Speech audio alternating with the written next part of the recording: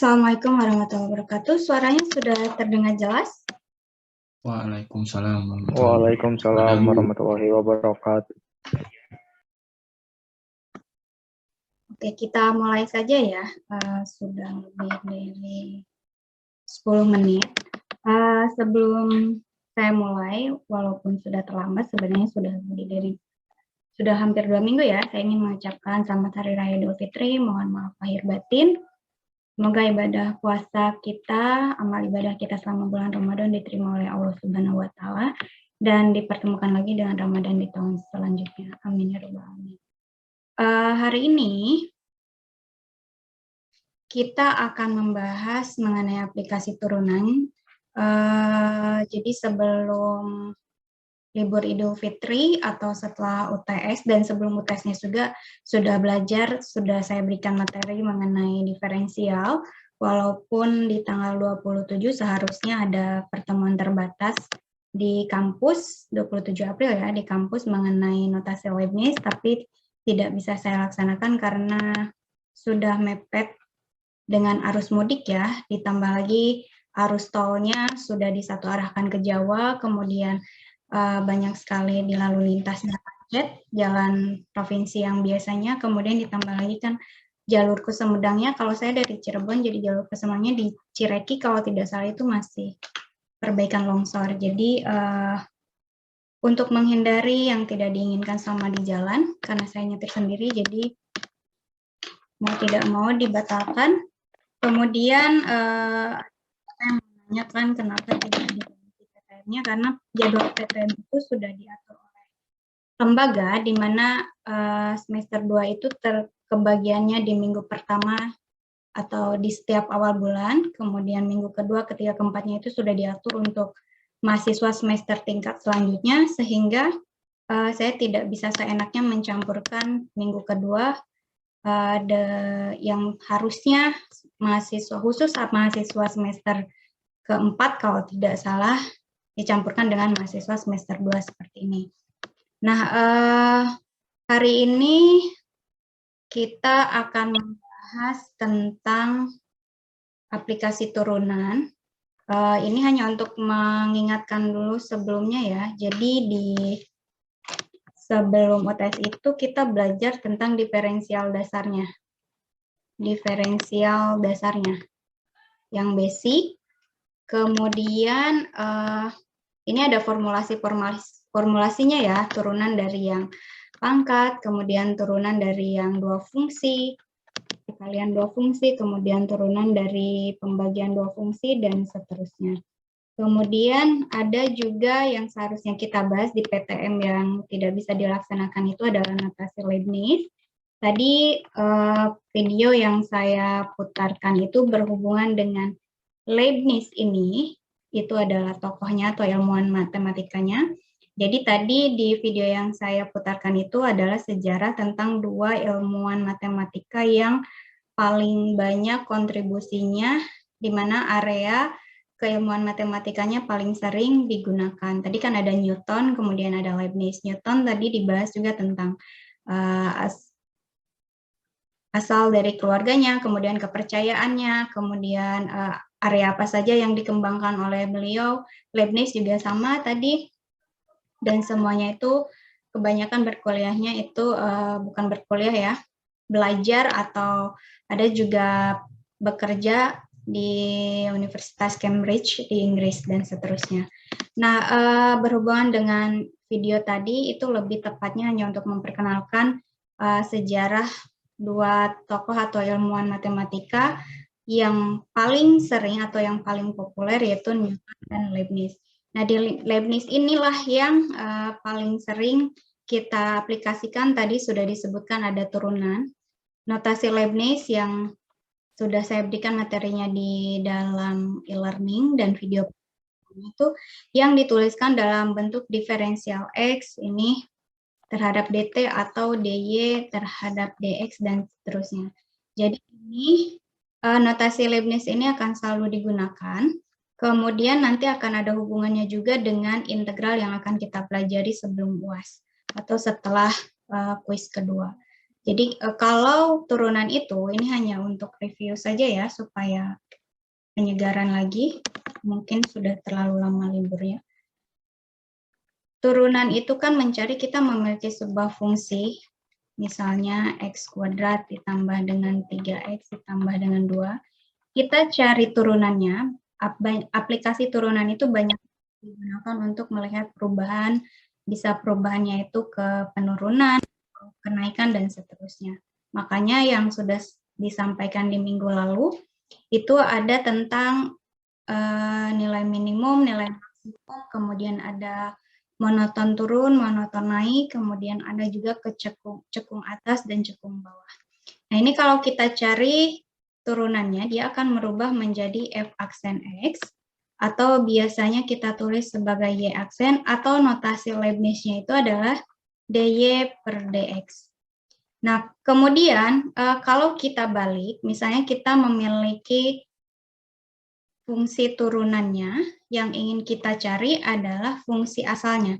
Jadi yang kita ketahui itu kalau dihubungkan dengan perubahan, kita ketahuinya adalah rate perubahannya, rate of change-nya. Kita ingin tahu fungsi yang sebenarnya dari rate of change-nya itu seperti apa. Nah, ini kalau dibalikan dia akan berubah menjadi integral. Jadi hubungan antara diferensial dan integral itu tidak dapat dipisahkan. Nah, ketika kita ingin mencari ini,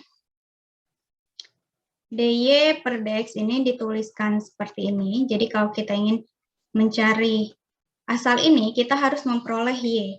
Nah, untuk itu harus diintegralkan kedua ruas seperti ini. Jadi y itu adalah integral dari fungsi dx-nya atau fungsi dari turunannya ini. Ini hanya untuk mengingatkan lagi, nanti untuk materi mengenai integralnya lebih lanjutnya akan kita bahas di pertemuan selanjutnya sebelum UAS, kalau tidak salah ya. Itu setelah kuis kedua. Nah, ya, apa yang akan kita pelajari hari ini adalah aplikasi turunan tentang ekstrim, minimum, ekstrim pada selang tertentu, dan ada juga cara menggambarkan grafik dengan memanfaatkan turunan pertama, kemudian turunan kedua. Di minggu lalu sudah dipelajarinya adalah kemonotonan, ada titik kritis. Titik kritis itu adalah ujung selang, ada daerah asal ya. Biasanya kan dituliskan daerah asal itu dalam selang 0 sampai dengan 1 misalnya, atau dalam selang minus tahingga sampai dengan tahingga. Kemudian titik stasionernya kita cari dari turunan pertamanya.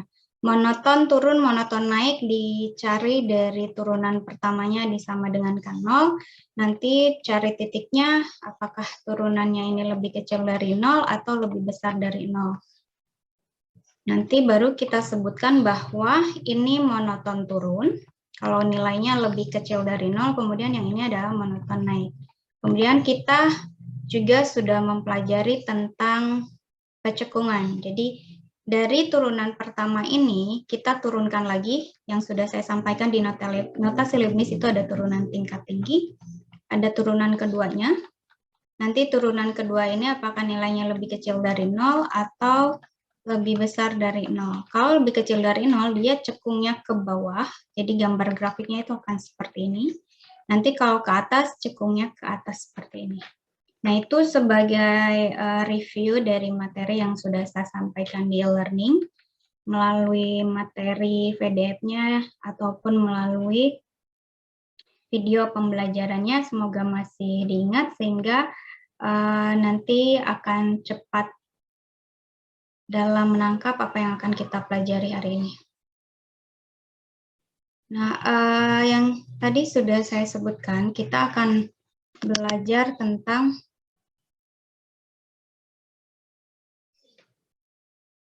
sebentar. Gitu.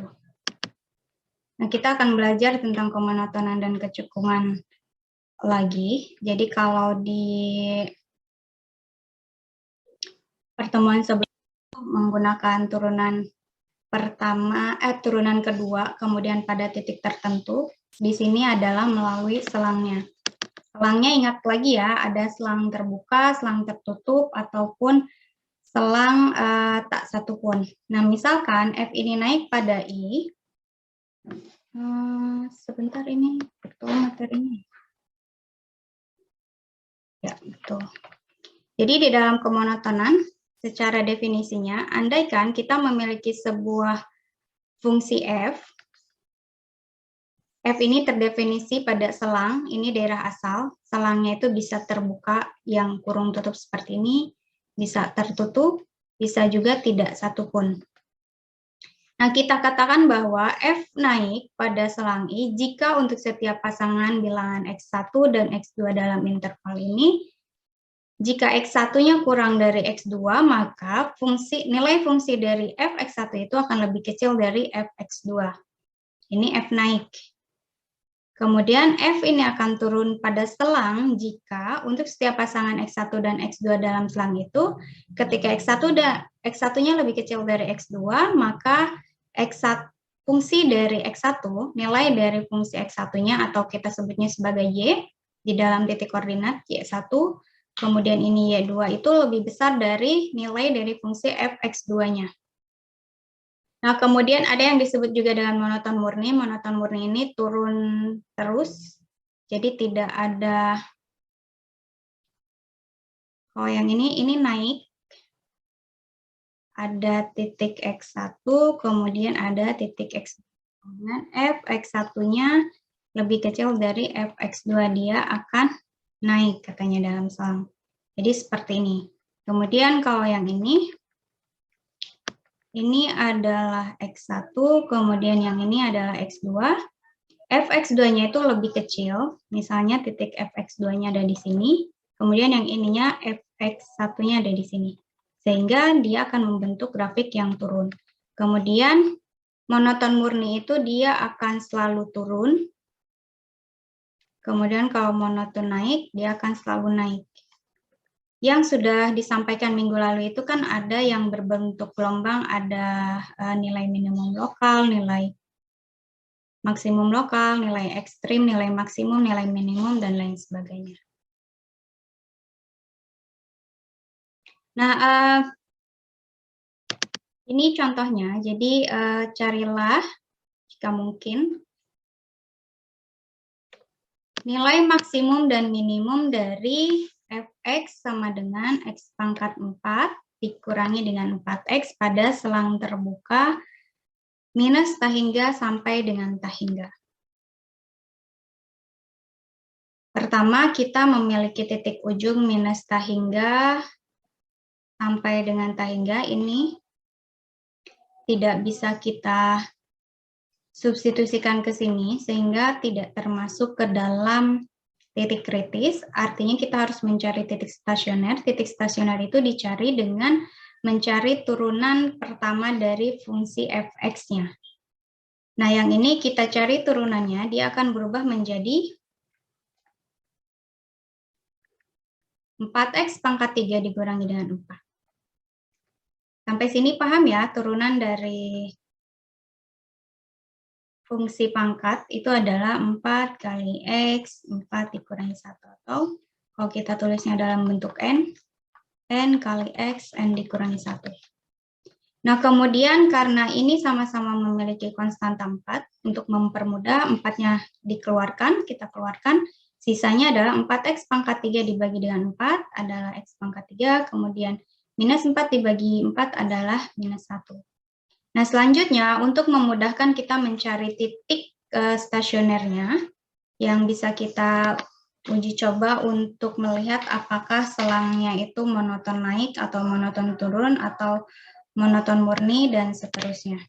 Nah, cari fungsi yang ekivalen. Yang dimaksud dengan fungsi yang ekivalen itu adalah fungsi yang tidak menghilangkan nilai yang sebenarnya. Jadi kalau yang sudah Anda pelajari itu adalah disebut sebagai pemaktoran. Nah, di sini diperoleh pemaktorannya itu bahwa X pangkat 3 dikurangi 1 itu nilainya sama dengan X dikurangi dengan 1 dikalikan dengan X kuadrat ditambah X ditambah dengan 1. Nah, di sini untuk membuktikannya Anda bisa coba, ini adalah X pangkat 3, kemudian ini adalah ditambah dengan X kuadrat, kemudian ini ditambah dengan X, kalikan minus 1 dan X kuadrat minus X kuadrat, kemudian kalikan minus X, kemudian ini kalikan lagi ada nilainya minus 1.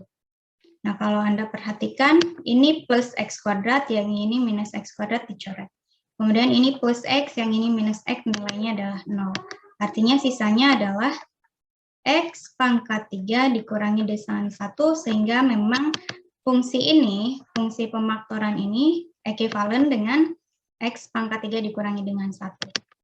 Nah, selanjutnya kita cari titiknya. Titik kritisnya yaitu dengan sama dengankan 0 fungsi turunan pertamanya. Jadi fungsi ini disama dengankan 0. X dikurangi 1, kemudian X kuadrat ditambah X ditambah 1 sama dengan 0. Ini artinya kita memperoleh X sama dengan 1, kemudian yang ini cari X kuadrat tambah X ditambah 1 sama dengan 0.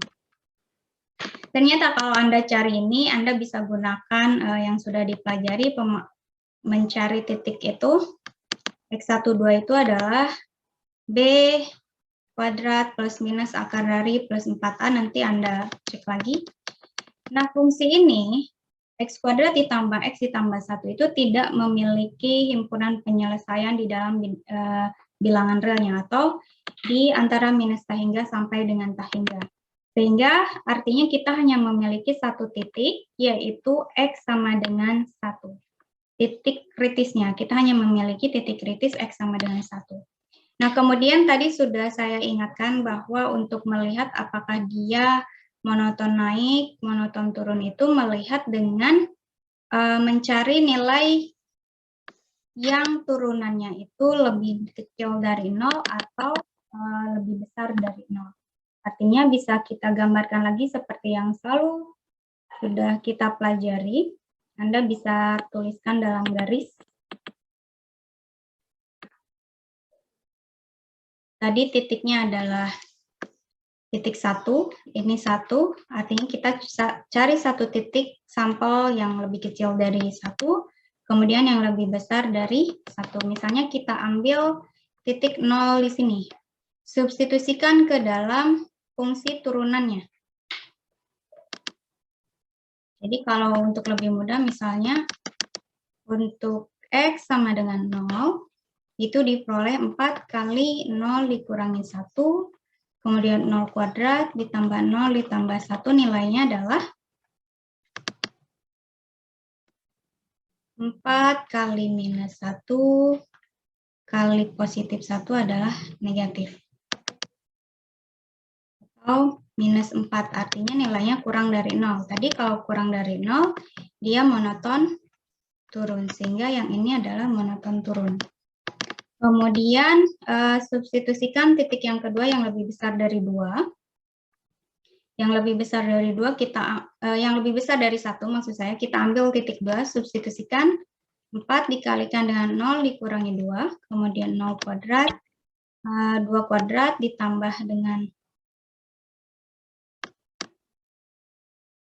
2 ditambah dengan 1. Hasilnya adalah harusnya naik. 4 dikalikan 0 dikurangi 2 adalah 0 dikurangi, bukan ya, ini 2 dikurangi 1. Sebentar. Bukan 0 dikurangi 2. Jadi fungsinya adalah X dikurangi 1, artinya yang di sini yang 2 dikurangi 1. 4 dikali 1 dikalikan dengan 7. Hasilnya adalah positif lebih dari 0, sehingga ini monoton naik. Kemudian untuk mencari nilai ekstrimnya, Anda substitusikan titik 1 ini ke dalam fungsi yang sebenarnya, jadi bukan fungsi turunannya. Ini substitusikan F1, nilainya adalah 1 pangkat 4, 4 kali 1, nilainya adalah minus 3. Minus 3 berarti nanti kalau Anda gambarkan ke dalam grafiknya,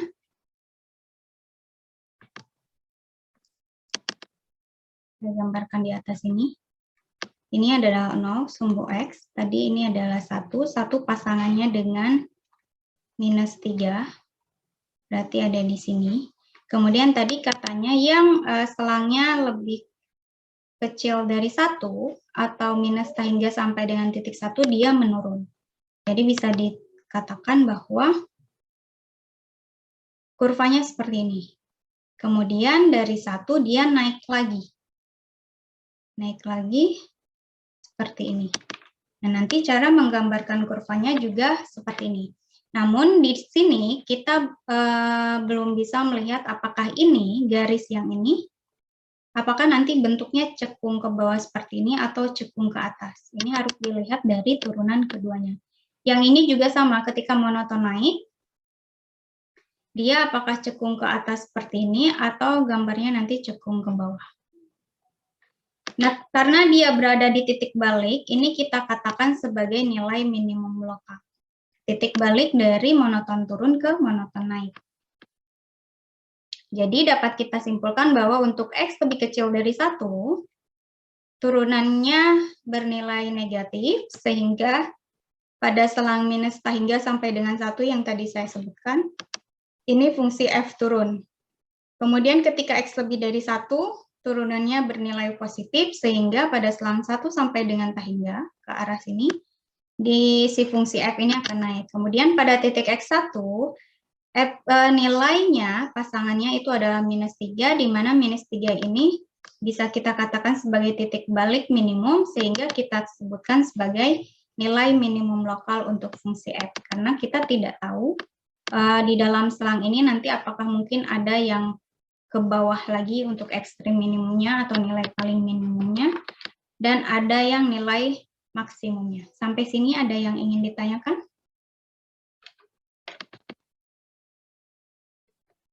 Ada pertanyaan?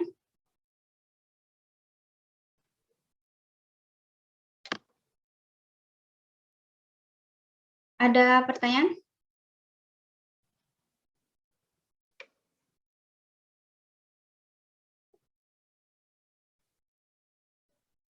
Tidak ada? Oh, tidak ada yang menjawab, saya anggap sudah paham. Nah, selanjutnya ini yang tadi saya gambarkan. Jadi, grafik yang tadi dari fungsi X pangkat 4 dikurangi dengan X, dengan 4X, kita gambarkan seperti ini. Tadi ada ekstrim, bukan ekstrim ya, nilai minimum lokalnya itu ada di bawah, yaitu minus 3 di sini. Pasangan dari titik kritis 1. Kemudian kenapa ini misalnya dia memotong sumbu X, karena kalau Anda substitusikan F0, 4 dikurangi dengan 4 kali 0, nilainya adalah 0. Pasti ini titik potong seperti ini. Kemudian tadi disebutkan dia turun dalam selang minus hingga sampai dengan 1, kemudian naik lagi dari 1 sampai dengan hingga. Nah, selanjutnya contoh yang kedua, carilah sama jika mungkin nilai maksimum dan minimum dari fungsi GP, yaitu 1 per P dikalikan 1 minus P pada selang 0 sampai dengan 1. Nah, di sini ini adalah titik ujungnya. Kalau Anda substitusikan ke sini, 1 per 0 dikalikan dengan 1 dikurangi 0, nilainya adalah 1 per 0 atau tidak dapat didefinisikan, sehingga 0 ini bukan merupakan titik kritis. Kemudian kalau Anda substitusikan lagi G1 sama, dia nanti akan menghasilkan nilai 1 per 0. 1 dikalikan dengan 1 dikurangi 1 adalah 1 per 0. Artinya tidak terdefinisi lagi. Sehingga titik ujung interval ini bukan merupakan titik kritis. Nah, artinya kita harus mencari titik kritis lain untuk melihat tadi sama apakah fungsi itu turun, apakah fungsi itu naik, dan apakah nilai di titik kritis itu adalah nilai minimum atau nilai maksimum. Nah, yang ini adalah hasil turunan dari fungsi GP-nya. Ingat kembali apa yang sudah saya sampaikan mengenai turunan dari fungsi fx dibagi dengan gx, itu kita carinya dengan fx dikalikan dengan g aksen x dikurangi dengan sebentar. Terbalik ya, F aksen dikalikan dengan GX, kemudian F aksen X dikalikan dengan GX. Ini di aksen.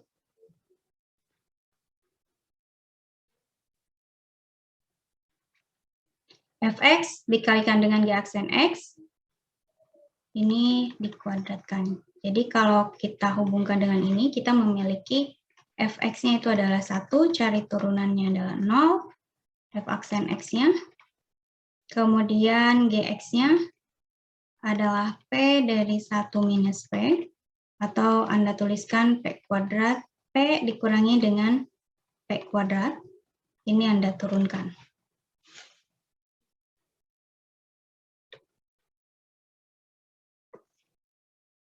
Turunannya adalah 1 dikurangi dengan 2P. Sampai sini paham?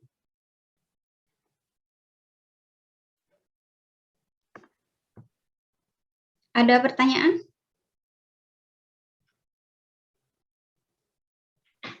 Belum, Bu. Di sebelah mana? Belum ada pertanyaan atau belum? Belum ada. Oke. Kalau gitu kita lanjutkan. Nanti dari turunan masing-masing fungsinya, gunakan tadi formulasi yang sudah saya sampaikan di learning mengenai turunan dari pembagian dua fungsi. Nanti akan diperoleh turunan pertamanya adalah ini. 2P dikurangi dengan 1, yaitu P kuadrat, dikalikan dengan 1 minus P dikuadratkan. Nah, selanjutnya kita cari titik kritisnya dengan membuat fungsi pertamanya, fungsi turunan pertamanya itu sama dengan 0. Jadi 2P dikurangi 1 per P kuadrat, dikalikan dengan 1 minus P dikuadratkan itu disama dengankan 0.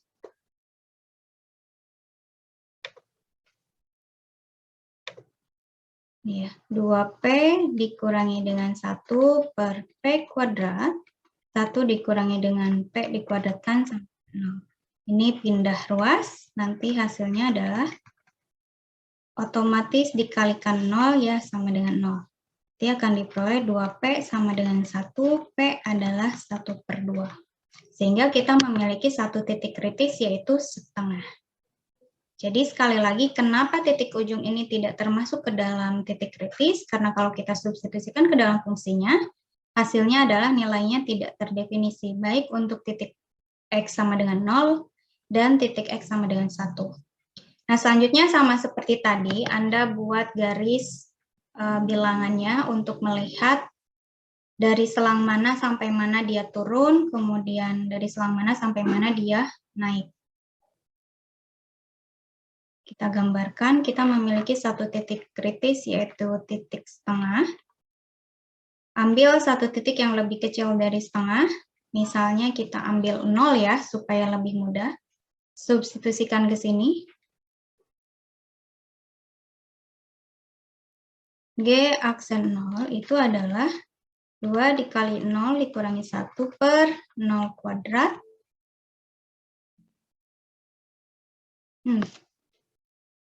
Maaf, saya ulangi. Tadi saya lupa bahwa 0 itu ada di selang ini. Kemudian 0 itu tidak terdefinisi. Jadi jangan ambil sampel yang tadi sudah disimpulkan bahwa dia tidak terdefinisi. Ini untuk membatasi wilayah asalnya ya. Jadi wilayah asalnya itu dari titik 0 sampai dengan 1. Jadi yang kita cari hanya nilai yang lebih kecil dari setengah tetapi lebih besar dari 0. Jadi wilayahnya hanya ini saja. Kemudian wilayah ini juga.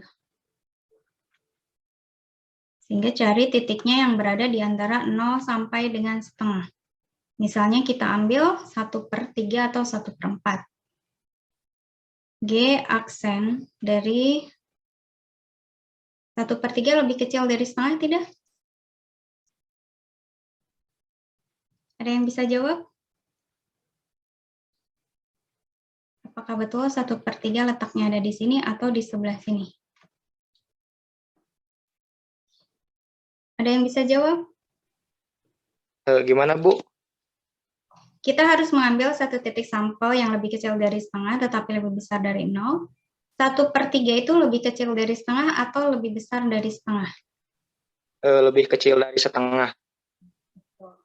Jadi kita substitusikan 1/3. 2 kali 1/3 dikurangi dengan 1, kemudian 1/3 kuadrat, dikalikan dengan 1 dikurangi 1/3 dikuadratkan. Hasilnya nilainya adalah,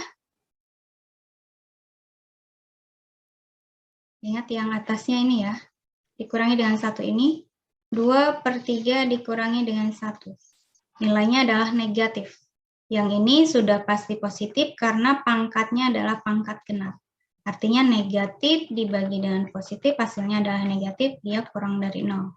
Sehingga dapat dikatakan bahwa 0 yang berada di interval 0 sampai dengan setengah itu, dia turun fungsinya. Kemudian cari satu titik sampel yang lebih besar dari setengah. Kita ambil misalnya 2/3. Betul ya, 2/3 itu lebih besar dari setengah. Jadi G aksen dari 2/3, 2 kali 2/3 dikurangi 1 per 2/3 kuadrat kali 1 dikurangi 2/3 dikuadratkan. Yang atas 4/3 dikurangi 1. Itu hasilnya adalah positif dibagi dengan positif lebih besar dari 0, artinya yang ini naik. Kemudian tentukan nilai dari titik kritis setengah, substitusikan ke dalam fungsi aslinya. Di sini untuk melihat apakah dia minimum, nilai minimum atau bukan, atau nilai maksimum. Jadi substitusikan G dari setengah, itu adalah 1/2, 1 dikurangi 1/2, nilainya adalah 1/1/4 atau 4. Nah, karena tadi menuju ke titik setengahnya itu dia turun, setelah titik setengahnya naik, maka dia merupakan titik minimum. Kemudian di sini disebutkannya sebagai titik minimum global, bukan titik minimum lokal. Karena selangnya hanya 0 sampai dengan 1. Sedangkan jelas tadi di 0 sampai dengan setengah dia turun, kemudian setengah sampai dengan 1 dia naik, sehingga satu-satunya titik minimum itu hanya titik setengah.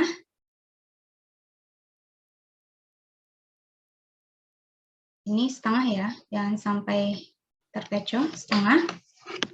Nilainya adalah 4. Ada pertanyaan sampai sini? Jadi dapat disimpulkan bahwa ketika nilai P-nya itu lebih kecil dari setengah, nilai dari fungsi turunannya itu lebih kecil dari 0 atau negatif, sehingga pada selang 0 sampai dengan setengah fungsi itu turun. Kemudian ketika P-nya lebih dari setengah, nilai fungsi itu positif atau lebih besar dari 0, sehingga pada selang setengah sampai 1 dia naik. Dan titik setengah itu memiliki nilai 4, pasangan Y-nya adalah 4, merupakan nilai minimum global. Kenapa disebut global? Karena selangnya sempit, 0 sampai dengan 1, dan sudah jelas tadi sudah saya sebutkan, 0 sampai setengahnya itu turun, setengah sampai dengan satunya dia naik, sehingga satu-satunya titik minimumnya itu adalah titik setengahnya, yang berpasangan dengan titik Y sama dengan 4. Paham ya?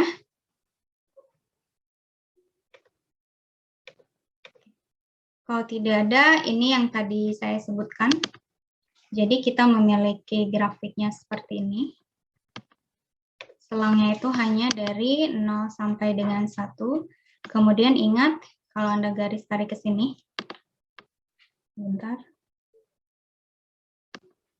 Ini tidak memiliki titik potong ke sini. Karena tadi di titik 0 dia tidak bisa terdefinisi, sehingga dia hanya akan seperti ini sampai dengan tak berhingga. Nah, untuk melihat nilai yang mendekati nolnya yang sudah kita pelajari itu menggunakan limit. Kemudian di titik 1 juga tadi sama, dia tidak terdefinisi sehingga tidak ada titik yang melebihi atau yang memotong garis X sama dengan 1 seperti ini. Dia akan terus sampai ke atas, sampai dengan tak berhingga dia mendekati nilai 1-nya. Sehingga tadi sudah jelas bahwa dia titik setengah, ini titik setengah atau 0,5, dia berpasangan dengan titik 4 ini adalah minimum globalnya. Karena nanti ke atasnya itu tidak memiliki titik potong lain. Nah, selanjutnya ini adalah penerapan dan biasanya juga seharusnya juga sudah Anda ketahui ya, atau sudah Anda pahami di fisika biasanya. Misalnya Haris ini berada di sebuah perahu dayung 2 km dari titik terdekat B, ini sudah digambarkan. Jadi titik terdekat B-nya ini adalah Haris. Si Haris ada di sini di perahu. Kemudian ke titik terdekat B-nya dia ada jaraknya adalah 2 km. Kemudian si Haris ini melihat asap mengepul dari rumahnya. Kita katakan C ini adalah rumahnya. Rumah si Harisnya. Dia lihat ke sini, asap mengepul dari rumahnya di pantai yang berjarak 6 km dari titik B. Titik B-nya ada di sini. Berarti jarak ke rumahnya adalah garis lurus ke atas ini, 6 km. Kemudian ia membayangkan dapat mendayung dengan laju, kecepatannya 3 km per jam, dan lari 5 km per jam. Nah, bagaimana ia harus bertindak agar mencapai rumah secepatnya? Karena takut kebakaran, artinya kita harus cepat-cepat untuk bisa sampai ke rumah. Nah, yang ditanyakan adalah bagaimana dia harus bertindak agar mencapai rumah secepatnya. Apakah dia mendayung lurus ke sini sebanyak 2 km, kemudian dari B dia lari ke sini, atau Anda gunakan rumus Pythagoras, dia ambil sudut seperti ini. Dia dayungnya ke titik D, kemudian dari titik D baru dia lari. Nah, untuk mengetahuinya, perbandingannya itu yang mana yang lebih cepat, kita bisa manfaatkan turunan. Jadi ingat lagi rumus Pythagoras yang sudah dipelajari. Kalau kita gambarkan yang ini membentuk sebuah segitiga siku-siku. Di mana di dalam rumus Pythagoras, saya gambarkan lagi ya. Ini A, ini B, ini C. Panjang C kuadrat sama dengan A kuadrat ditambah dengan B kuadrat. Atau di dalam Pythagoras A kuadrat tambah B kuadrat adalah C kuadrat. Artinya C kuadrat ini adalah akar pangkat 2 dari A kuadrat ditambah dengan B kuadrat. Nah, tadi kita ketahui, jadi kita harus cari jarak ke sini. Waktu mendayung ke titik D,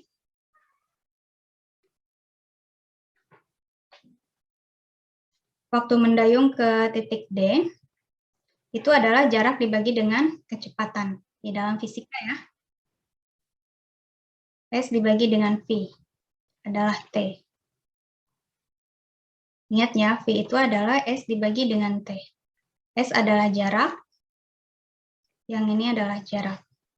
Jadi matematika memang tidak akan terlepas dari keilmuan yang lain, atau keilmuan yang lain itu tidak akan terlepas dari matematika. Contohnya ini di fisika, ini diambilnya dari fisika.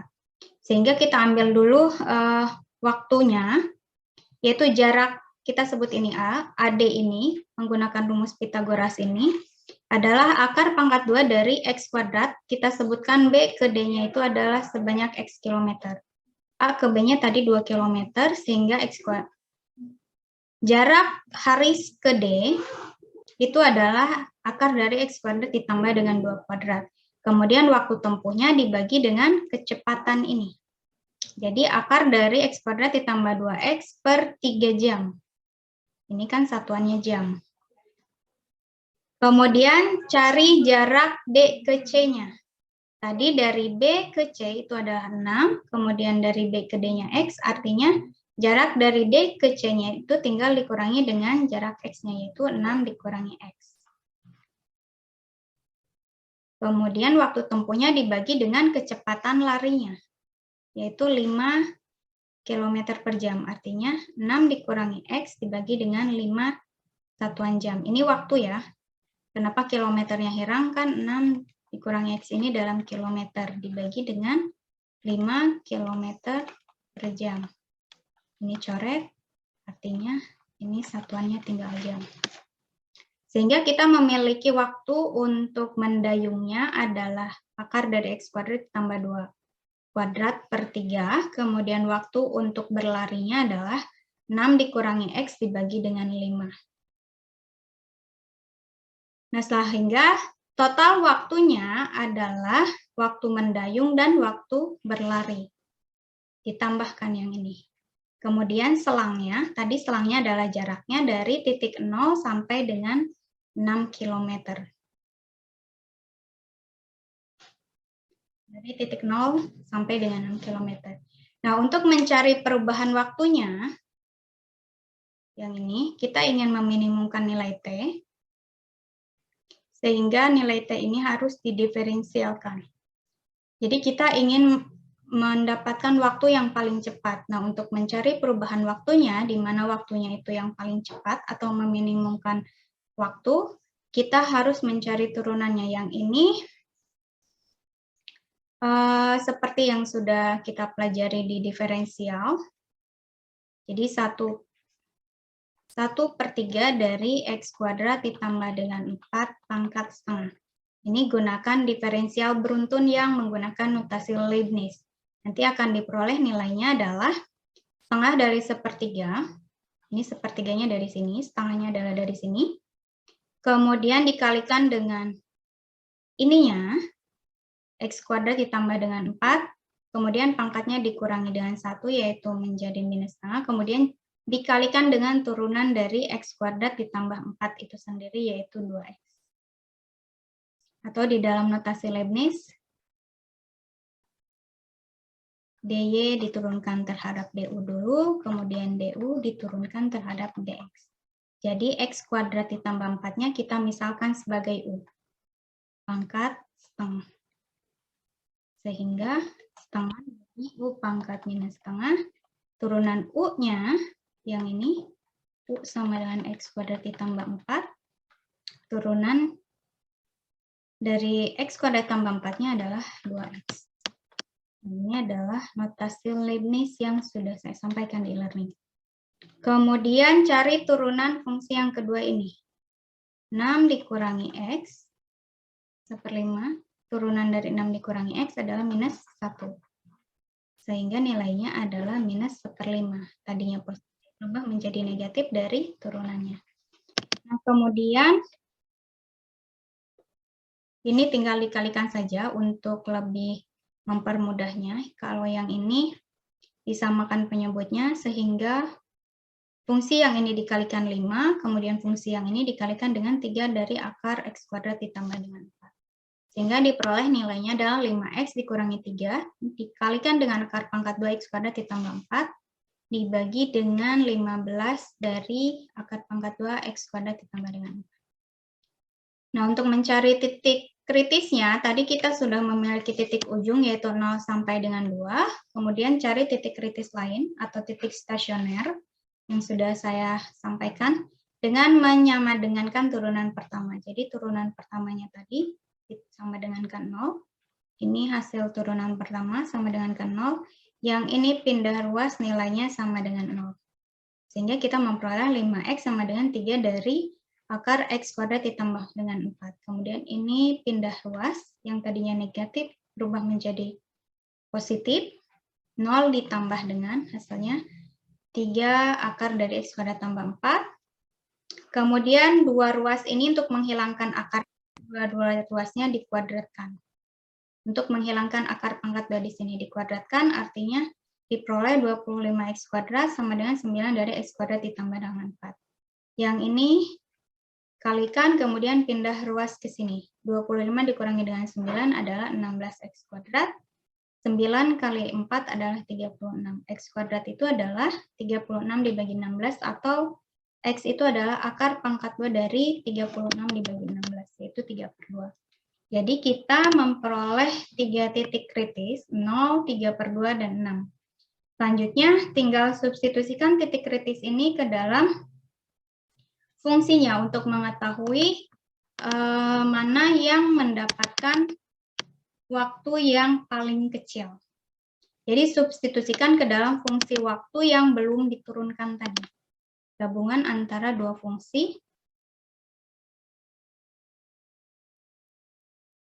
Nah, 3 titik kritis tadi, substitusikan ke dalam fungsi ini.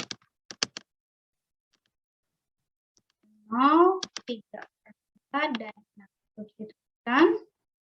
3/2 substitusikan, 6 juga substitusikan. Hasil akhirnya dapat kita peroleh bahwa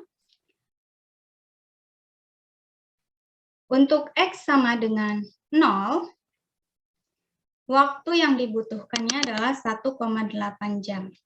Kemudian untuk X-nya 1,5, waktu yang dibutuhkannya adalah 1,73. Kemudian untuk X-nya sama dengan 6, waktu yang dibutuhkannya adalah 2,11 jam. Artinya kita cari nilai yang paling kecil karena untuk meminimumkan fungsi waktu atau waktu yang paling cepat, yaitu 1,5. Sehingga si Haris ini untuk dapat sampai ke rumahnya, itu harus mendayung ke titik 1,5 km, kemudian dilanjutkan dengan berlari ke titik 6, sampai dengan rumahnya itu, di mana waktu yang dibutuhkannya itu adalah 1,73. Waktu yang dibutuhkannya itu berlari dan mendayungnya itu hanya 1,73 jam. Sampai sini ada yang ingin ditanyakan?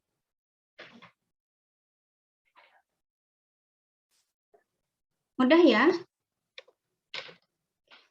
Kalau tidak ada, kita lanjutkan ke contoh yang kedua. Contoh yang kedua ini diterapkan pada bidang ekonomi atau terapan ekonomi. Misalnya, anggap bahwa sebuah perusahaan ABC ini menghasilkan dan memasarkan sebuah barang, mungkin berupa televisi, kaki kendaraan, atau sabun dalam kemasan. Nah, jika perusahaan tersebut menjual X satuan barang, barangnya itu belum diketahui ada berapa, kita sebutnya sebagai X. Ini akan mampu membebankan harganya itu adalah PX. Jadi sebanyak X barang, harganya X. Kemudian pendapatan total yang diharapkan perusahaan itu dinotasikan sebagai RX itu adalah banyaknya barang dikalikan dengan harganya. Ini adalah RX, pendapatannya. Nah, untuk memproduksi dan memasarkan X satuan, perusahaan akan mempunyai biaya total CX yang menyatakan jumlah dari biaya tetap, keperluan kantor, pajak bangunan, dan sebagainya, ditambah dengan biaya tidak tetap yang secara langsung bergantung pada banyaknya satuan yang diproduksi. Nah, konsep dasar untuk sebuah perusahaan adalah total laba, yaitu selisih antara biaya dan pendapatan. Nah, jadi PX ini adalah RX, pendapatan total dikurangi dengan biaya produksinya, termasuk biaya tetap dan biaya tidak tetap, di mana pendapatan itu adalah banyaknya barang dikalikan dengan harga barang, ini adalah biaya produksinya, dikurangi dengan biaya produksi. Nah, kemudian andaikan perusahaan mengetahui fungsi biayanya CX, dan untuk sementara merencanakan 200 satuan, ini banyaknya barang tahun ini, Direktur utama ingin menetapkan biaya tambahan tiap satuan jika perusahaan memperbesar produksinya sedikit. Misalnya, apakah itu akan kurang dari pendapatan tambahan tahunan? Jika demikian, akan merupakan pertimbangan ekonomi yang baik untuk memperbesar produksinya. Nah, jika fungsi biaya diperlihatkan, ini adalah fungsi biayanya. Grafiknya. Jadi ketika 2000 memproduksi 2000 barang, cost-nya ada di titik ini, atau biaya produksinya. Kemudian dia ingin mengetahui ketika produksinya ditambah sebanyak delta X, misalnya di sini 2000 ditambah dengan delta X, nilai cost-nya ada di sini. Nah, katanya, dia ingin menetapkan biaya tambahan tiap satuan jika perusahaan memperbesar produksinya sedikit. Nah, apakah itu akan kurang dari pendapatan tambahan satuannya?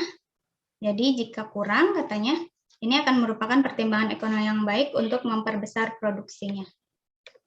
Jadi ketika biaya tambahannya itu lebih kecil dibandingkan dengan pendapatan tambahannya, maka produksi pertambahan produksinya itu atau produksi barangnya itu akan ditambah tiap satuannya. Nah, direktur utama ini menanyakan nilai dari selisih biaya tambahannya dibagi dengan banyaknya barang. Maksudnya paham ya? Tadi kan dia akan memproduksi tambahan barang sebanyak delta X, kemudian cost-nya itu biaya produksinya itu selisihnya adalah dari ini C2000, yang ini C dari 2000 ditambah dengan delta X. Delta X-nya itu adalah tambahan barangnya. Sehingga selisih dari biaya produksinya itu adalah delta C. Nah, selisih dari biaya produksinya ini nanti akan dihitung per barangnya atau per satuannya, sehingga kita akan memperoleh persamaan delta C dibagi dengan delta X pada saat delta X sama dengan 1, pada saat pertambahannya itu hanya satu barang misalnya. Nah, tetapi kita mengharapkan bahwa ini sangat dekat terhadap nilainya. Nah, sehingga kita gunakan limit delta X menuju 0. Yaitu delta C dibagi dengan delta X. Pada saat X 2000, ini disebut sebagai biaya marginal atau secara matematika merupakan turunan dari cost terhadap fungsi barangnya. Kemudian harga marginal ini merupakan turunan dari pendapatan bersih dibagi dengan banyaknya barang. Kemudian pendapatan marginal ini merupakan harga dan pendapatan marginal berbeda ya. Pendapatan marginal itu adalah turunan dari pendapatan yang belum dikurangi dengan biaya produksi atau tadi banyaknya barang dikalikan dengan harga barang terhadap banyaknya barangnya. Nah, laba marginal adalah pendapatan bersih dibagi dengan banyaknya barang. Maksudnya kenapa marginal itu adalah persatuan barangnya. Kenapa disebut sebagai marginal? Nah, kita lanjutkan. Misalkan kita memiliki fungsi cost-nya atau biaya produksinya itu adalah 8.300 ditambah dengan 3,25X ditambah dengan 40 dari akar pangkat 3X rupiah. Satuannya dalam rupiah. Ini adalah biaya produksi. Per barang, persatuan barang. Sehingga dalam fungsi X di sini. Carilah biaya rata-rata tiap satuan dan biaya marginal, kemudian hitunglah kedua biaya tersebut bila X-nya adalah 1000. Nah, tadi disebutkan bahwa biaya rata-rata itu harus dibagi dengan banyaknya barang yang diproduksi. Artinya, cost ini dibagi dengan banyaknya barang yang diproduksi. Artinya 8.300 ditambah dengan 3,25X ditambah dengan 40 dari akar pangkat 3X. Dibagi dengan X. X-nya belum 1000. Kemudian untuk mencari biaya marginal, kita membutuhkan turunan dari fungsi biaya rata-rata ini. Jadi fungsi ini kita turunkan. 8.300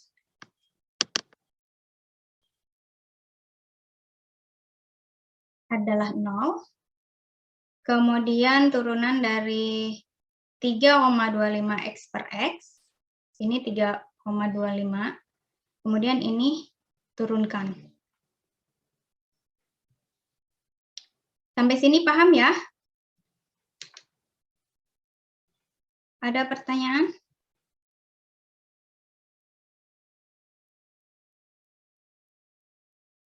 Tidak ada. Pada saat X1000, masing-masing diperoleh bahwa biaya rata-rata tiap satuan adalah 11,5. Jadi tinggal substitusikan saja. Sehingga untuk memproduksi 1000 satuan yang pertama, untuk memproduksi satu satuan tambahan di atas 1000 hanya memerlukan biaya Rp3,38.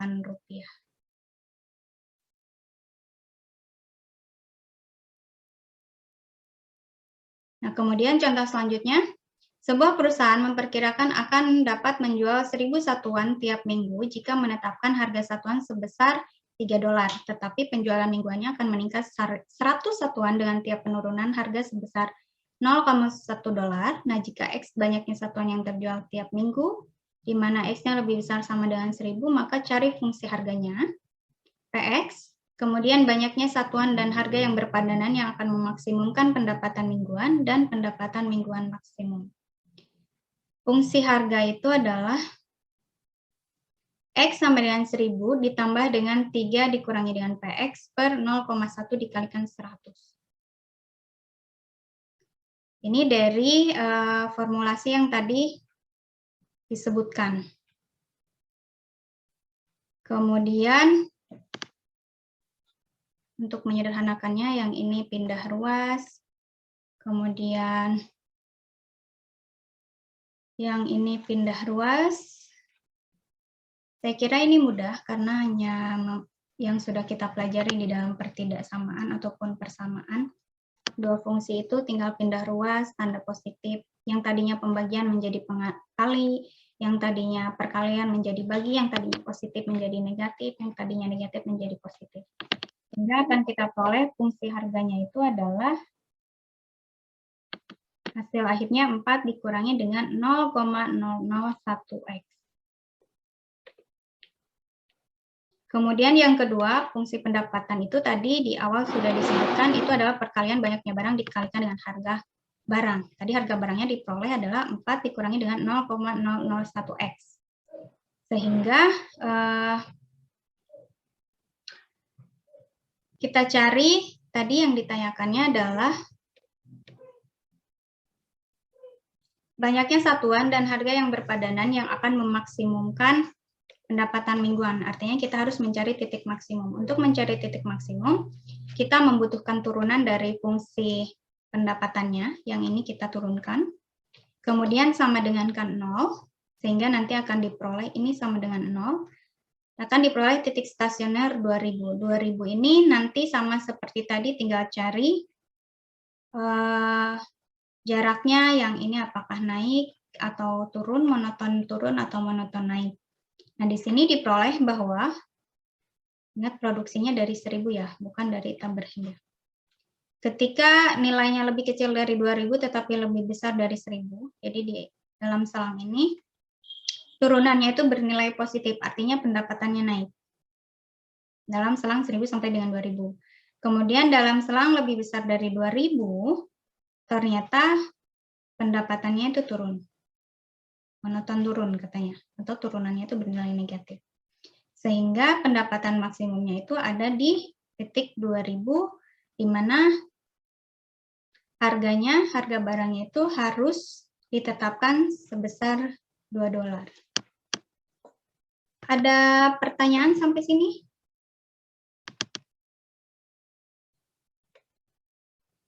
Kalau tidak ada, untuk mencari pendapatan mingguan maksimumnya tinggal substitusikan banyaknya barang 2.000 ini terhadap pendapatan R. Fungsi R, yaitu 4 kali 2.000 dikurangi dengan 0,001 kali 2.000 pangkat 2, yaitu hasilnya adalah $4.000.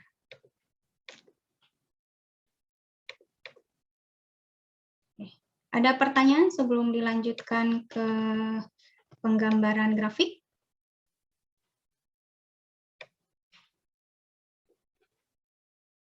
Tidak ada? Oh, tidak ada, kita lanjutkan ke grafik. Nah, jadi kalau tadi adalah contoh aplikasi di nilai ekstrim. Di selang terbuka ada monoton naik, monoton turun, sama. Kemudian ada contoh aplikasi kalau kita kaitkan dengan kecepatan dan jarak yang ditempuh. Kemudian ada di bidang terapan ekonomi. Kali ini adalah bagaimana cara kita menggambarkan sebuah grafik dari fungsi tertentu. Misalnya untuk fungsi polinomial, di sini ada fungsi polinomial berderajat 1 atau 2, jelas untuk digambar grafiknya itu mudah. Tapi kalau yang berderajatnya lebih dari 2 atau bahkan 50, ini hampir mustahil. Nah, contohnya kita memiliki fungsi polinomial yaitu 3x pangkat 5 dikurangi dengan 20x pangkat 3 dibagi dengan 32.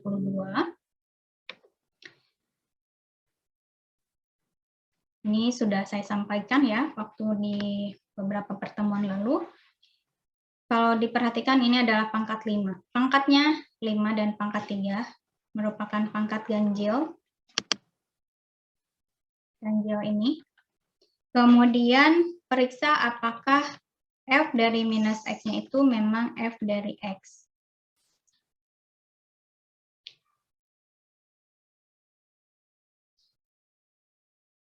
Minus dari fx maksudnya. Nah, di sini hasilnya ternyata fungsi ini adalah fungsi ganjil karena f dari minus x itu adalah nilai negatif dari fx. Nilai negatif ya, kurang tanda. Maka fungsi ini adalah fungsi ganjil. Nah, sehingga yang sudah saya sampaikan juga di awal pertemuan, untuk fungsi ganjil, grafiknya dia simetris terhadap titik asal. Ini adalah catatan utama sebelum kita menggambarkan grafiknya. Kemudian, dengan menetapkan fx-nya sama dengan 0, fungsi ini disama dengan 0, kita memiliki titik potong terhadap sumbu x-nya itu ada di 0 dan plus minus 2,6. Jadi langkah pertama untuk menggambarkan sebuah grafik, pertama perhatikan dulu apakah dia termasuk ke dalam fungsi tertentu, fungsi genap, atau fungsi ganjil, fungsi tangga, dan seterusnya, karena dapat memberikan gambaran mengenai nanti grafiknya apakah dia simetris terhadap titik asal atau tidak simetris terhadap titik asal, atau untuk fungsi tangga dia akan loncat-loncat. Nah, yang kedua, perhatikan titik potong terhadap sumbu X maupun titik potong terhadap sumbu Y. Untuk titik potong terhadap sumbu X, fungsi ini harus disama dengan 0.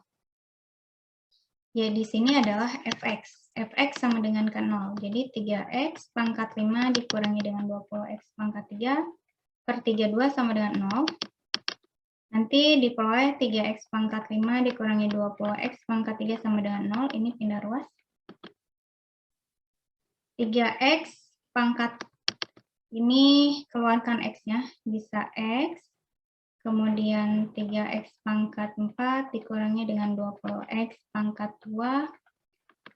Lanjutkan sampai dengan ditemukan pemaktoran yang mudah. Atau untuk mempermudahnya dari fungsi ini, tinggal Anda gunakan rumus yang sudah disampaikan atau yang sudah dipelajari juga, yang X12 itu adalah plus minus dari B, atau B kuadrat di plus minus dari akar pangkat 2 dibagi dengan 4A kuadrat dan seterusnya. Nanti silahkan Anda cek kembali.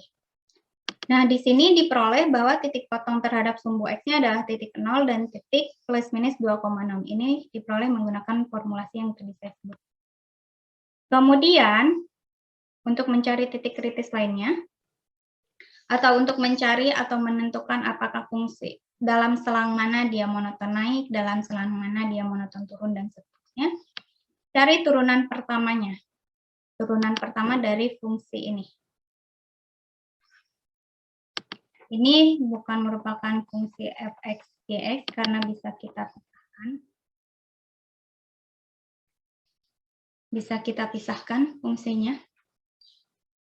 Nah, di sini diperoleh bahwa turunan pertamanya itu adalah 15x pangkat 4 dikurangi dengan 60x kuadrat.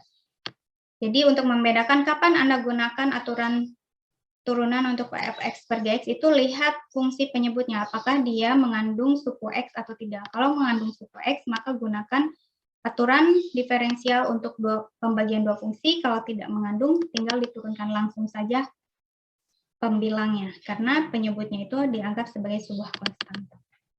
Nah, hasilnya di sini 15x pangkat 4 dikurangi dengan 60x kuadrat dibagi dengan 32.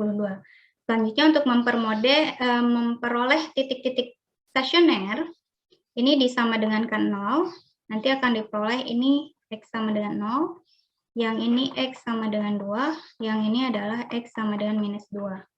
Kemudian, gambarkan dalam titik garis bilangan, minus 2, 0, dan 2. 0 ini sudah termasuk ke dalam rentang di titik-titik yang diperoleh dari turunan. 0 dan plus minus dari 2,6, sehingga tidak perlu kita gambarkan lagi titik-titik dari sumbu potong X-nya. Karena ini sudah jelas dia akan berpotongan 0,0, kemudian yang ini 2,6, negatif 2,6 itu dengan 0, positif 2,6 ini dengan 0 juga. Nah, selanjutnya kita tentukan di selang mana bahwa grafik dari fungsi tersebut dia monoton naik atau monoton turun. Jadi cari satu titik yang lebih kecil dari minus 2, misalnya minus 3. Minus 3 substitusikan ke dalam fungsi ini. Dia hasilnya ternyata lebih besar dari 0 atau positif, sehingga grafiknya naik. Dalam selang minus naiknya sampai dengan minus 2. Kemudian nilai di antara minus 2 sampai dengan 0. Misalnya 1, minus 1. Substitusikan ke dalam fungsi ini, katanya hasilnya adalah negatif atau lebih kecil dari 0, sehingga dia turun. Kemudian 0 sampai dengan 2. 0 sampai dengan 2, substitusikan, misalnya ambil satu nilai titik, yaitu 1, substitusikan lagi, hasilnya dia negatif, masih turun katanya. Kemudian nilai yang lebih besar dari 2, misalnya adalah 3 atau 2,6. Bebas ya. Substitusikan lagi, ternyata dia nilainya positif, berarti naik lagi. Jadi, monoton naik di minus sehingga sampai dengan minus 2, kemudian turun dari minus 2 sampai dengan 2, kemudian naik lagi dari 2, dan seterusnya. Kemudian kita harus mencari cekungnya ke atas atau ke bawah dengan memanfaatkan turunan keduanya. Jadi turunan pertama tadi turunkan lagi akan diperoleh fungsi 60 X pangkat 3 dikurangi dengan 120 X dibagi dengan 32. Kemudian cari lagi titiknya, ini sama dengan kan 0. Diperoleh titiknya adalah X sama dengan 0, positif akar 2 dan negatif akar 2. Nah, sama seperti tadi dicoba. Nah, di sini yang nilainya lebih kecil dari akar 2, katanya dia hasil dari turunan keduanya itu adalah negatif atau kurang dari 0, sehingga cekungnya adalah ke bawah. Dia cekungnya ke bawah seperti ini. Kemudian di antara negatif 2 sampai dengan 0, hasil turunan keduanya itu adalah positif, cekungnya ke atas. Kemudian 0 sampai dengan positif akar 2, hasil dari turunan keduanya negatif, dia cekung lagi ke bawah.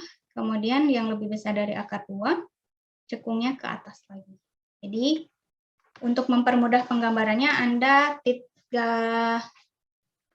buat dulu sumbunya, kemudian tandai titik-titik kritisnya. Tadi kan minus 2 di sini. Kemudian titik 0 di sini. Kemudian positif 2 di sini. Selanjutnya untuk kecekungannya dari titik ini, minus akar 2. Minus akar 2 ya. Itu lebih kecil dari minus 2. Kemudian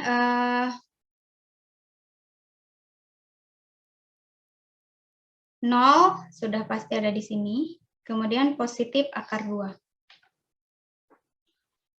Nah, nanti Anda tarik garis dulu ke atas untuk melihat sampai mana dia naik.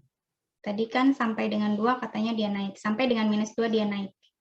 Dia naik, kemudian naiknya itu cekungnya ke bawah sesuai dengan ini. Cekungnya ke bawah sampai dengan minus akar 2. Naik. Ini cekung ke bawah, kemudian ini minus akar 2 itu ada di sini. Minus akar 2, kemudian ini positif akar 2. Kemudian tadi dari minus 2 sampai dengan 0 dia turun, tapi cekung ke bawahnya sampai dengan minus akar 2, sampai di sini saja. Selanjutnya masih tetap turun, tapi cekungnya berubah sesuai dengan ini. Sampai dengan 0 itu cekungnya ke atas. Kemudian tadi turun dari 0 sampai 2 juga masih turun, tapi cekungnya dia ke bawah, 0 sampai dengan akar 2. Cekungnya ke bawah, berubah lagi di sini. Kemudian dari positif akar 2-nya, dia masih turun, tetapi cekungnya ke atas. Cekung ke atas sampai dengan tak berhingga. Turun dari titik 2, dia naik lagi ke atas. Nah, ini adalah 2,6. Yang ini minus 2,6. dari titik potong terhadap sumbu X-nya. Sampai sini paham ya? Ada pertanyaan? Jadi ini adalah cara menggambarkan grafik sebuah fungsi. Anda harus cari titik potong terhadap sumbu X, atau mungkin nanti juga dibutuhkan titik potong terhadap sumbu Y. Kemudian cari monoton naik, monoton turunnya menggunakan turunan pertama, dan kecekungannya menggunakan turunan kedua. Kemudian untuk fungsi rasional, ini adalah hasil bagi dari dua fungsi polinomial. Lebih rumit untuk digambarkan grafiknya dibandingkan dengan polinomial, khususnya jika ditemui penyebut sama dengan 0. Nah, contohnya di sini kita memiliki fungsinya adalah x kuadrat dikurangi 2x ditambah dengan 4 dibagi dengan x dikurangi 2. Fungsi ini bukan merupakan fungsi genap dan ganjil. Kalau Anda cek dari formulasi fungsi genap, fungsi ganjil, fungsi genap itu adalah f minus x harus sama dengan kemudian f minus x negatif dari fx adalah fungsi ganjil. Sehingga ini tidak dapat diketahui apakah dia simetris atau tidak terhadap titik asalnya. Kemudian kalau kita cari titik potongnya, ini juga tidak memiliki titik potong terhadap sumbu X. Kalau kita sama dengan 0, penyelesaiannya itu bukan merupakan bilangan real. Kemudian cari titik potong terhadap Y, titik potong terhadap Y itu berarti X-nya dinolkan. Yang ini. Nah, kita memperolehnya nilai minus 2, Y-nya minus 2. Jadi 0, minus 2. Kemudian cari asimptot tegak pada X sama dengan 2. Yang ini kan tidak boleh sama dengan 0. Ingat ya, penyebut itu tidak boleh sama dengan 0 supaya bisa didefinisikan X. Sehingga X tidak sama dengan 2, tidak boleh sama dengan 2. Artinya kita harus melihat asimptot tegak yang tadi saya sebutkan di contoh. Dia seperti ini gambarnya. Nah, itu menggunakan limit. Nah, di sini untuk mengetahui nilai yang mendekati 2 dari kiri dan 2 dari kanannya, dapat dilihat bahwa dia yang satu negatif tak hingga dan yang satu tak hingga, artinya dia divergen. Kemudian untuk menggambarkannya sama seperti tadi, cari turunan pertama, cari turunan kedua, lihat apakah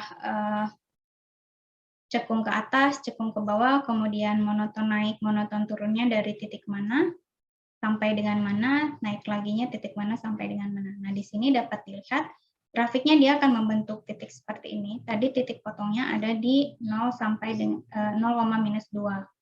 Kemudian dari turunan pertama dia naik sampai dengan 0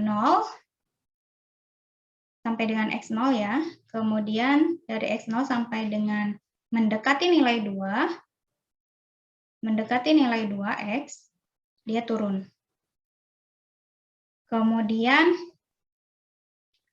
yang ini tadi di hasil limitnya itu tak hingga, positif tak hingga.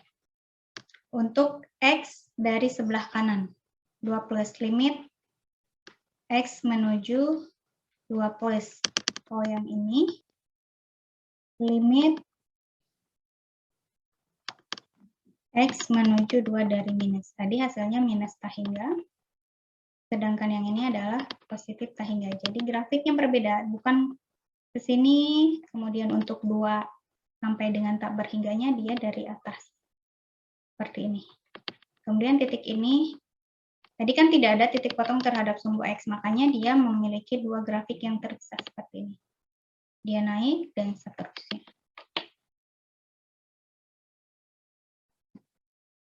Nah, ini sebenarnya sama seperti tadi, contoh yang ini juga, gambarkan grafiknya, ya tinggal dicari titik potongnya terhadap sumbu X, sumbu Y, kemudian cari apakah dia monoton naik di selang mana, monoton turun di selang mana, cekung ke bawah di selang mana, cekung ke atas sebelah mana.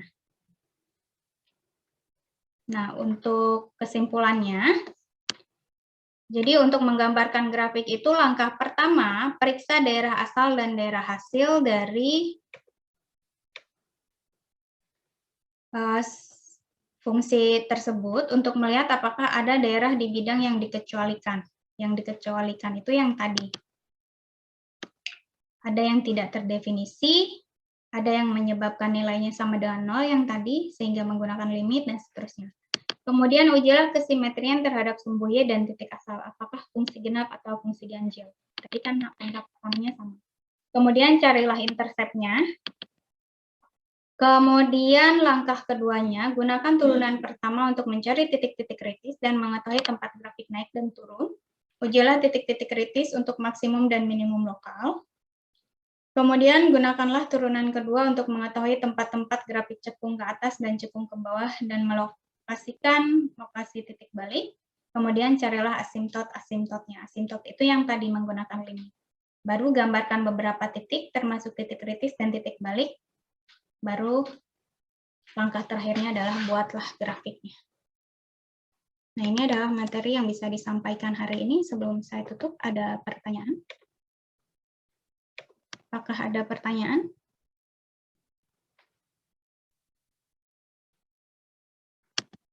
Tidak ada? Ada pertanyaan tidak? Untuk mengingatkan kembali, minggu depan kita jadwal kuisnya Move Learning, jadi nanti terpotong pada saat mengerjakannya. Nah, sebelum saya tutup, saya ingin menunjukkan rekap aktivitas Anda di e-learning. Sudah lagi jadwal untuk PTM ya, karena di tanggal 1 Juni yang seharusnya kita PTM itu tanggal merah, hari lahir Pancasila, sehingga kemungkinan besar PTM tidak dapat dilaksanakan karena termasuk hari libur. Dan tidak ada penggantian, nanti kita lakukan Zoom meeting satu kali lagi kalau tidak salah di tanggal 15 atau 8 ya. Nanti Anda lihat di learning-nya.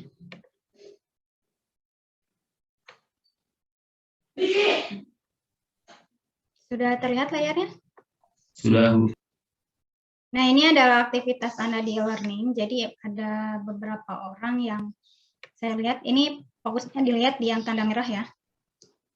Nah, ini ada beberapa orang yang 1-2 pertemuan itu ada yang tidak menyelesaikan materi, sehingga kehadirannya lihat persentasenya, atau juga bisa dicek di e-learning-nya masing-masing, ada presentasi completions, itu termasuk berbeda jauh dengan progress completion yang Anda peroleh di dalam e-learning-nya. Seperti yang sudah saya sampaikan berulang kali, bahwa kehadiran itu dilihat dari aktivitas Anda di learning, apakah menyelesaikan semua materi atau tidak. Jadi bukan hanya Anda klik course-nya, masuk ke dalam course kalkulusnya di kelasnya masing-masing, tapi tidak mengakses semua materinya atau tidak menyelesaikan semua materinya, di mana sebenarnya kuliah online ini lebih fleksibel dari segi absensi karena dilihatnya aktivitas mingguan. Jadi tidak seperti offline. Kalau offline ya, kalau hari H tidak hadir ya sudah dianggap tidak hadir. Kalau online kan lebih fleksibel waktunya, itu kegiatan mingguan dari Rabu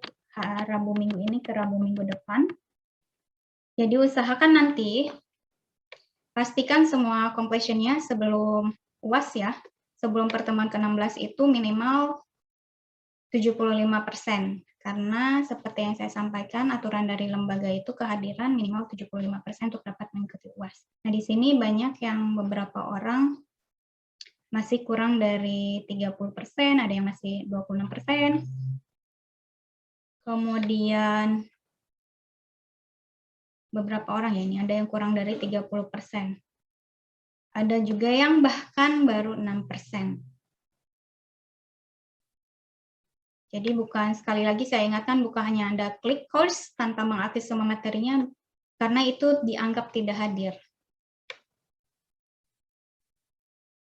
Kehadiran itu dari aktivitas di e-learning-nya. Paham ya? Jangan sampai nanti merasa kecewa ketika hasil nilai yang sudah Anda peroleh dalam mata kuliah ini itu tidak memuaskan atau cukup mengecewakan. Dan jangan sampai mengulang dan bertemu saya di mata kuliah yang sama di semester selanjutnya. Oke. Ada yang ingin disampaikan sebelum saya tutup? Kalau tidak ada, mungkin pertemuan hari ini sampai di sini. Minggu depan kuis, silahkan nanti akses e-learning sesuai dengan waktu yang sudah ditentukan. Semoga selalu diberikan kesehatan. Saya akhiri. Wassalamualaikum warahmatullahi wabarakatuh. Waalaikumsalam warahmatullahi wabarakatuh.